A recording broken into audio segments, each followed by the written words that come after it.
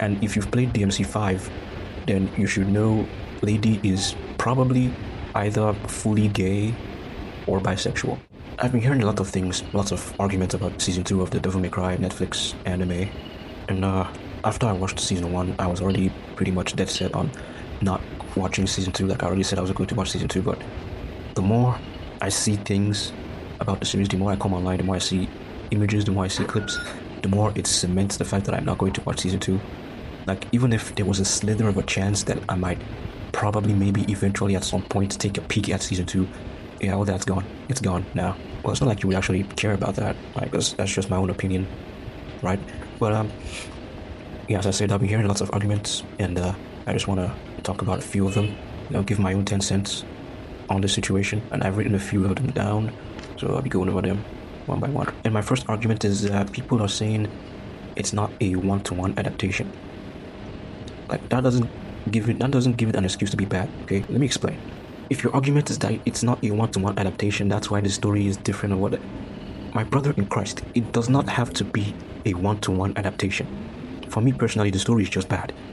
Like, if you are saying this game, like if you're saying the series is based off of the game, is based off, or you're taking characters and elements from the game, the story should at least be good. It should at least be concise. It should follow some principle of the actual source material. It's like saying you want to make Coca-Cola without the Coca-Cola formula, but you still call it Coca-Cola. Just be Pepsi. Because then it's just going to look like Coca-Cola, but it's not going to taste like Coca-Cola. I don't know if you get what I'm trying to say here. But like I said, it doesn't have to be a one-to-one adaptation, right? I mean, there's tons of other media out there that aren't one-to-one adaptations, and they're still good. Some of them are actually even better than the actual source material. The Boys, for example, right? The Boys TV series, the Amazon series, is above and beyond the actual source material. Like, the Boys TV series is way better than the comics. Like, if you watch the series, they don't even bother reading the comics. The comics is absolutely terrible. It is terrible. Alright. But that's what I'm saying. It's not a one-to-one adaptation, but The Boys still tells a good story. Or even the Christopher Nolan Dark Knight trilogy, yeah. It doesn't follow a one-to-one adaptation of Batman lore. But Batman lore, that generally speaking, Batman trained in different martial arts and learned different techniques from different places, different masters. But in the Nolan trilogy, like in the Batman Begins movie, Batman learned everything from the League of Shadows, basically. He learned from Ra's al Ghul in the League of Shadows and then just goes off from there, right? But the Dark Knight trilogy is fucking awesome. Also, let me just say, Absolute Batman, right? Okay, Absolute Batman is technically not an adaptation, but I think it kind of applies here, right? Okay, if you're saying this, it's not a one-to-one adaptation, that's why the story is like this. It's basically, it's like saying Absolute Batman is bad because Bruce Wayne is poor. And we all know that is not the case whatsoever, because Absolute Batman is absolutely amazing. Like, oh my god, the story is actually just fucking good, right? Forget the fact that he doesn't have Alfred. He has Alfred, but Alfred isn't like his butler, right?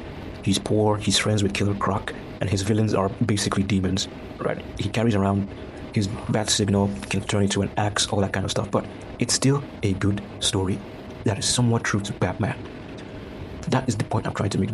If your argument is that the DMC Netflix anime is not a one-to-one adaptation, that's why it doesn't make any sense to me, right? It's basically like, it's like a Velma situation right now. I think if you're going to make something based on something else, right? If you want to make a show based on a video game, it should kind of have that parallel. I should be able to say, oh, this is this and this is that, but it's completely fine if you want to do your own thing and say it was inspired by this thing, right? The Devil May Cry Netflix series could have just been a series on its own that was inspired by the Devil May Cry video game series. And the same thing could be said for the DMC reboot, right? The game suffers from the same fate, where I've played the DMC reboot, right? And personally, I think everybody agrees, on its own, it's actually pretty good. I think the gameplay is good, the story can be good on its own too, but the fact that it was trying to be a Devil May Cry game kind of like ruined it. Like, it just didn't hit as a Devil May Cry game. But if it was something on its own, it would be really good. But the fact that it was trying to be a Devil May Cry game just kind of left a bad taste in people's mouths. Just like the show I mentioned earlier, just like Velma, right? Velma was trying to be a Scooby-Doo show without Scooby-Doo, and it didn't make any sense, right? So yeah, if your argument is that it's not a one-to-one adaptation, it does not make sense to me. At least it doesn't make any sense. Heck, most superhero movie adaptations weren't one-to-one adaptations of the comics, right? But a chunk of them are still pretty good, right? We still enjoy them. Oh yeah, and there's another argument that a Devil May Cry series is set in an alternate universe. Why? I mean, correct me if I'm wrong. Like, literally, if I'm wrong, tell me in the comment section. But I don't think Devil May Cry has an alternate universe. Like, I can understand if, Marvel and DC do it. Like, their alternate universes, their multiverse is already established. But I don't think there's an alternate universe established in Devil May Cry that can give you this type of creative liberty to say, oh, this is an alternate universe storyline. You get what I'm saying, right? Like, this DC now, you can just pick whatever. If you don't even have to pick any of the universes in the comics, you can just go off and make your own movie and just say it's a different universe, and it's fine, okay? Because that has already been established that there is a multiverse here. There are alternate universes of different storylines that occur here, so you can basically do whatever the fuck you want.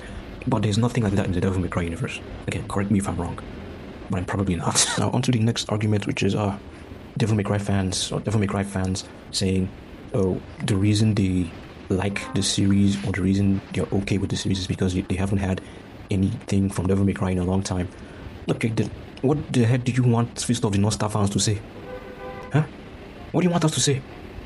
If your argument is that you haven't had any material from Devil May Cry in a while, so you're okay with this, what do you want us to say? God, Fist of the North Star fans are starving. We have not had anything in decades. Decades! The last Devil May Cry game was in 2019. Seriously? What do you want Berserk fans to say? Forget it. Alright, and my next argument is the chair. Now, I saw the clip where instead of Virgil, it was Jester that summoned the chair and they sat on it. Now, some people, I think most people that would react to that, like, haha, the chair, if you reacted like that, then I don't know what to say to you, man.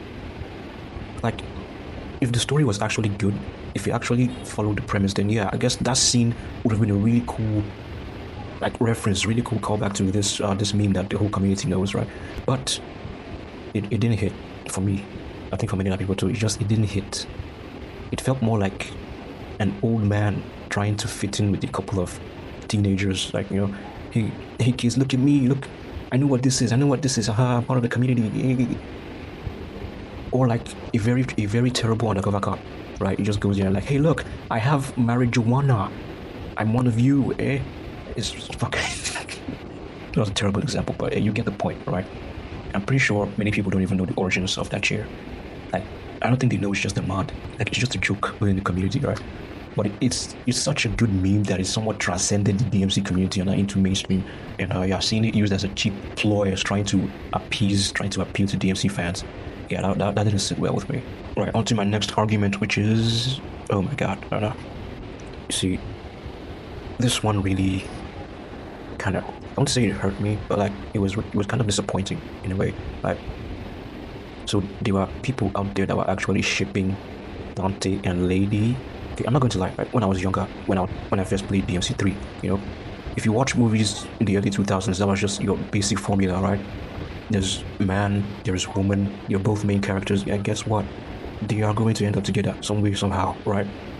But when I played DMC3 for the first time, I was sort of expecting that to be the case, but that's not what happened. Dante and Lady kind of have this, I like their friendship dynamic, right? I like how it just stayed that way. Like, as a kid, to me, it was unheard of, but I kind of just, I prefer their relationship to be something more like that. But to now see that there are people that are actively shipping these people, it's kind of giving me a Hero Academia fandom vibe. No shade to the Hero Academia community, right? But a lot of Hero Academia fans are just shippers. Terrible shippers that almost ruined the entire reputation of the anime. But I digress. Yeah, Dante and Lady, I do not know. I'm not gonna say I don't approve, but like I prefer their friendship dynamic, right? And if you've played DMC5, then you should know Lady is probably either fully gay or bisexual. And if you ship Dante and Trish, why? I mean, Trish is literally a spitting image of his mother, right? So that's like seeing the clone of your mother and then you're just like, yeah, I'd hate that. That's just weird, bro. Come on. That's all the arguments for now, but I just want to say, there's also a point where they said the showrunners were saying it's not supposed to be a one-to-one adaptation. I think that was just damage control, right? Just to, like, hey, if it sucks, this is why, right? Oh yeah, and the icing on the cake, Netflix apparently butchered the merchandise. They spelled Virgil's name wrong on the shirts. You people are still defending this shit? No. Whatever, man. and apparently the show is successful. So, but I believe those metrics will actually be. I believe those metrics. I don't know. I don't know for sure, but there's a very high probability that those metrics, those numbers, are manipulated, right? Because we live in a time where you can literally make anything blow up if you pour enough money into it. Yeah, just put your money in the right places, and magic happens. And I just want to say, all right, to all of you defending this DMC Netflix animation, I just want to say this, right? If this was happening to Attack on Titan, the internet would literally be on fire right now.